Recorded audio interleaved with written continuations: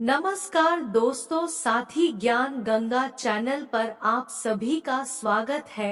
आइए जानते हैं पीपल की कहानी। एक समय की बात है, किसी गांव में मंगला नाम का एक किसान रहता था।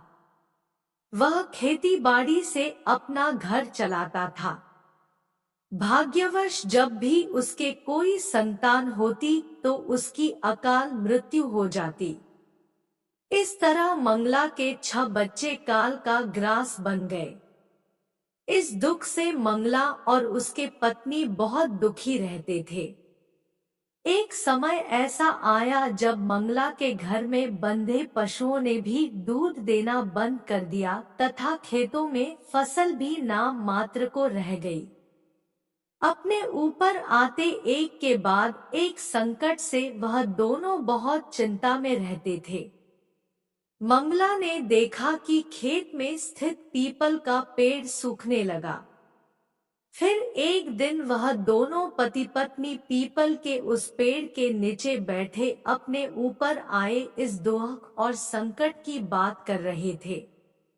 बात करते करते वह जोर जोर से रोने लगे। उनके रोने की आवाज वहां से गुजर रहे एक महात्मा के कानों में पड़ी। महात्मा ने सोचा, ऐसी कौन सी आपदा है जो यह दोनों एक साथ रो रहे हैं। वह महात्मा पीपल के वृक्ष के नीचे बैठे किसान और उसकी पत्नी के पास पहुंचे। महात्मा को देखकर दोनों ने उन्हें प्रणाम किया। महात्मा के पूछने पर मंगला ने उन्हें अपनी आप बीती सुना दी। वह बोला, कई वर्षों से हम संतान का दुख झेल रहे हैं और अब अपने पशु और खेतों में लगे वृक्षों का दुख झेलना हमारे बस की बात नहीं है। उनकी ऐसी दशा को देखकर महात्मा बोले, तुम किसी प्रकार की चिंता मत करो। तुम्हारे खेत में लगा यह पीपल का वृक्ष तुम्हारे सभी दुखों का नाश करेगा। आज के बाद तुम रविवार को छोड़कर अन्य 6 दिनों तक इस पीपल को दूध, जल और तेल से सींचना तथा संध्या के समय पीपल के नीचे तेल का दीपक जलाना और 7वें दिन यानी रविवार को पीपल में जल चढ़ाने की जगह दूध मिश्रित जल सूर्य भगवान को अर्पित करना। तुम्हारे ऊपर आया सारा संकट कट जाएगा। ऐसा कहकर वह महात्मा वहां से चले गए।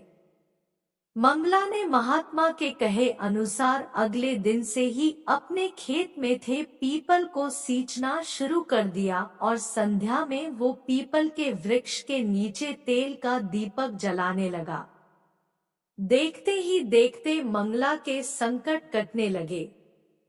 वह पीपल का वृक्ष फिर से हरा भरा हो गया। खेत में फसल लहलहाने लगी।